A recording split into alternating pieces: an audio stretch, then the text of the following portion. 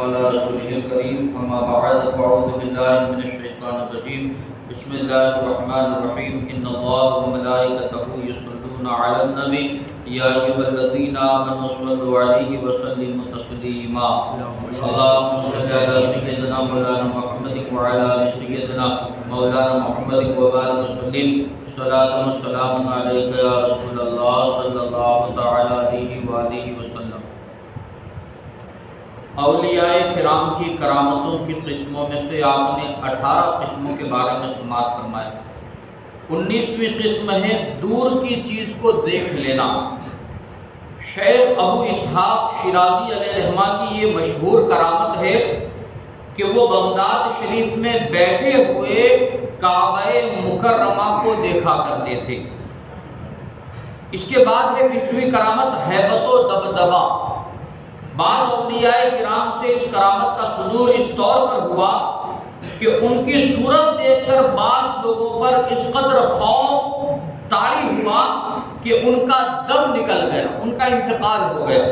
چنانچہ حضرت خواجہ بایزید بسطامی علیہ رحمہ کی ہیبت سے ان کی مجلس میں ایک شخص مر گیا۔ اتنی ہیبت اور دبدبہ یہ اولیاء کرام کی کرامتوں میں سے کرامت ہے۔ اس کے بعد ہے مختلف صورتوں میں ظاہر ہونا، اپنی صورت بدل کر دوسری صورت میں ظاہر ہونا۔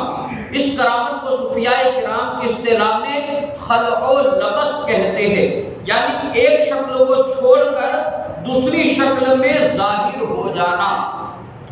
حضرت صوفیاء کا قول ہے کہ عالم ارواح اور عالم اجسام کے درمیان ایک تیسرا عالم بھی ہے جس کو عالم مثال کہتے ہیں۔ عالم ارواح اور عالم اجسام کے درمیان ایک تیسرا عالم ہے جس کو کیا کہتے ہیں؟ عالم مثال کہتے ہیں۔ اس عالم مثال میں ایک ہی شخص کی روح مختلف جسموں میں ظاہر ہو جایا کرتی ہے۔ چنانچہ ان لوگوں نے قرآن مجید کی آیت کریمہ فَتَمَثَّلَ لَهَا بَشَرًا صَفِيًّا سے استدلال کیا ہے کہ حضرت جبرائیل علیہ السلام حضرت بی بی مریم کے سامنے ایک تندرست جوان آدمی کی صورت میں ظاہر ہو گئے۔ جب آپ کو خوشخبری سنانے آئے نا حضرت عیسیٰ علیہ السلام کی، تو اس وقت حضرت جبرائیل علیہ السلام فرشتوں کی شکل میں نہیں آئے تھے بلکہ ایک جوان خوبصورت انسان کی شکل میں حاضر ظاہر ہوئے۔ تو یہ واقعہ عالم مثال میں ہوا تھا، یہ واقعہ عالم مثال میں ہوا تھا۔ اس کے بعد دشمنوں کے سر سے محفوظ رہنا۔ خداوند قدوس نے بعض اولیاء کرام کو یہ کرامت بھی عطا فرمائی ہے کہ ظالم عمراء اور سلاطین نے جب ان کو قتل یا ایذا رسانی کا ارادہ کیا تو غیب سے ایسے اسباب پیدا ہو گئے کہ وہ ان کے شر سے محفوظ رہے۔ جیسا کہ حضرت امام شافعی علیہ رحمہ کو خلیفہ بغداد ہارون رشید نے ایذا رسانی کے خیال سے دربار میں طلب کیا۔